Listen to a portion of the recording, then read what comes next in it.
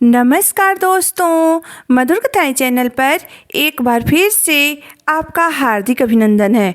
तो आज की मेरी कहानी का शीर्षक है पड़ोसी। तो चलिए शुरू करते हैं आज की अपनी ये कहानी। दरवाजे पर खटखट की आवाज़ सुनकर गायत्री जी की नींद खुल गई। पता नहीं कौन है, इतनी रात गए। बड़बड़ाते हुए गायत्री जी ने दरवाजे के बीच बने झरोखे से झांक कर देखा। अरे रेखा, तुम इतनी रात गए? जानती भी हो रात के 2 बज रहे हैं। ऐसी भी क्या काम है जो तुम सुबह होने का इंतजार न कर सकी? रेखा रोते हुए बोली, आंटी जी, मेरे बाबूजी की तबीयत अचानक बहुत ख़राब हो गई है। उन्हें बड़े अस्पताल लेकर जाना होगा। आंटी जी, अंकल जी से कहिए ना, वह अपनी गाड़ी से उन्हें अस्पताल छोड़ दें। रेखा की बात बीच में ही काटते हुए गायत्री जी बोली, बेटा, वह क्या है ना कि तुम्हारे अंकल की तबीयत खराब है। बड़ी मुश्किल से उन्हें दवाई देकर अभी अभी सुलाया है और ऊपर से गाड़ी भी ठीक नहीं है। तुम चौक पर चली जाओ, वहाँ कोई ऑटो या टैक्सी मिल जाएगी। रेखा हैरान होते हुए बोली, क्या बोली आंटी जी? चौक पर? रेखा की आंखें भींगी हुई थी। रात के 2 बज चुके थे और चौक पर जाना संभव नहीं था। माँ बाबूजी ने कभी 8 बजे के बाद उसे घर से नहीं निकलने दिया था, लेकिन आज मुझे जाना ही होगा, क्योंकि मैं अपनी माँ को ढठास बांध कर आई हूँ कि बाबूजी को कुछ नहीं होगा। मेरे माँ बाबूजी मुझे कभी बेटी नहीं बल्कि हमेशा अपना बेटा मानते हैं, तो फिर मैं पीछे कैसे रह सकती हूँ?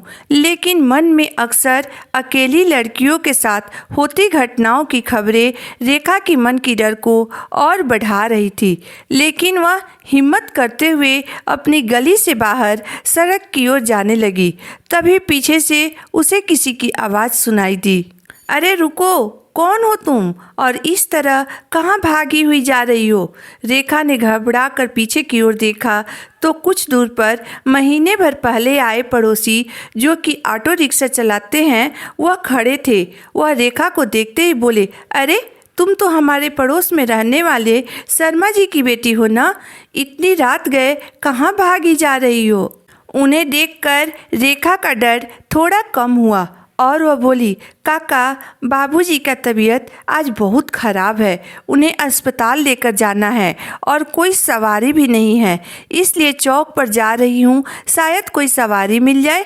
रेखा की बात सुनकर वह बोले, क्या बोली तुम? शर्मा जी की तबीयत खराब है? तुम घर वापस जाओ, मैं अभी अपना ऑटो लेकर आ रहा हूँ। यह कहते हुए उन्होंने अपना ऑटो स्टार्ट करना शुरू कर दिया। तब तक रेखा अपने घर पहुंचकर अपने बाबूजी को अस्पताल ले जाने के लिए सहारा देकर उठाने की कोशिश करने लगी। तभी वहाँ पड़ोस वाले काका भी आ गए। उन्होंने शर्मा जी को सहारा देकर ऑटो में बिठाया और उनकी पत्नी से बोले, अरे भाभी जी, आप चिंता मत करिए, हम लोग अभी अस्पताल पहुंच जाएंगे। पिछली सीट पर उन्होंने शर्मा जी, उनकी पत्नी और उनकी बेटी को बैठाया और तेज़ी से ऑटो चलाने लगे और वह लोग कुछ ही देर में अस्पताल पहुंच गए। अस्पताल पहुंचकर उन्होंने रेखा के साथ डॉक्टरों के आगे पीछे भागते हुए शर्मा जी को अस्पताल में भर्ती कर दिया। थोड़ी देर बाद डॉक्टर ने चेक करने के बाद बताया कि शर्मा जी की बीपी थोड़ी बढ़ी हुई है। उन्हें दवा लेने के बाद आराम करने की सलाह दी। थोड़ी देर बाद शर्मा जी को नींद आ गई और वह सो गए। अस्पताल में बैठी बैठी रेखा मन ही मन पड़ोस में रहने वाली गायत्री आंटी के बारे में सोचने लगी। उसे शाम की घटना याद आ गई, जब गायत्री आंटी अपने पति के साथ गाड़ी से खिलखिलाते हुए उतरी थी। तब ना तो गाड़ी खराब थी और न ही अंकल जी का तबीयत खराब था, लेकिन हमारी सहायता करने के डर से उन्होंने गाड़ी खराब होने की बहाना बना दी। अभी रेखा सोच ही रही थी कि तभी वहाँ डॉक्टर आए और रेखा को एक पर्ची पकड़ाते हुए बोले, तुम यह इंजेक्शन जल्दी से मंगा लो।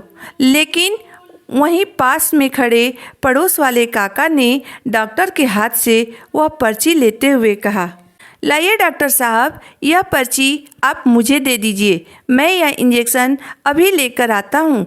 यह कहते हुए उन्होंने डॉक्टर के हाथ से वह पर्ची ले ली और तुरंत बाजार की तरफ भागे और कुछ ही देर में इंजेक्शन लेकर आ गए। डॉक्टर ने रेखा के बाबूजी को इंजेक्शन लगाया और आराम करने के लिए कहकर चला गया। सुबह 6 बजे तक डॉक्टर ने रेखा के बाबूजी को 4 बार चेक किया। उनकी स्थिति में सुधार देखकर डॉक्टर ने शर्मा जी को घर जाने की अनुमति दे दी।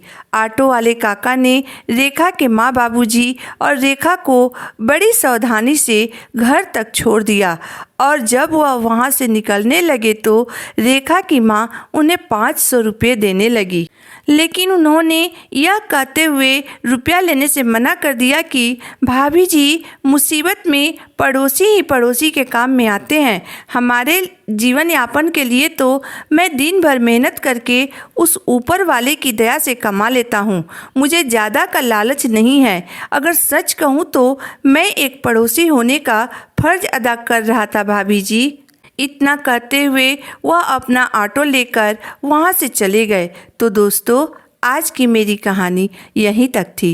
दोस्तों, हमारे हर मुसीबत में सबसे पहले हमारे पड़ोसी काम आते हैं, इसलिए हमेशा अपने पड़ोसी से अच्छे व्यवहार रखना चाहिए और उनसे मिलजुल कर रहना चाहिए। इसमें आपकी राय क्या है, आप मुझे ज़रूर बताइएगा। अगर आपको मेरी कहानी अंत तक पढ़ने और सुनने के बाद पसंद आई हो तो मेरे वीडियो को लाइक कर दीजिएगा, चैनल को सब्सक्राइब कर दीजिएगा। तो फिर मिलते हैं एक नई वीडियो, एक नई कहानी के साथ। तब तक के लिए धन्यवाद।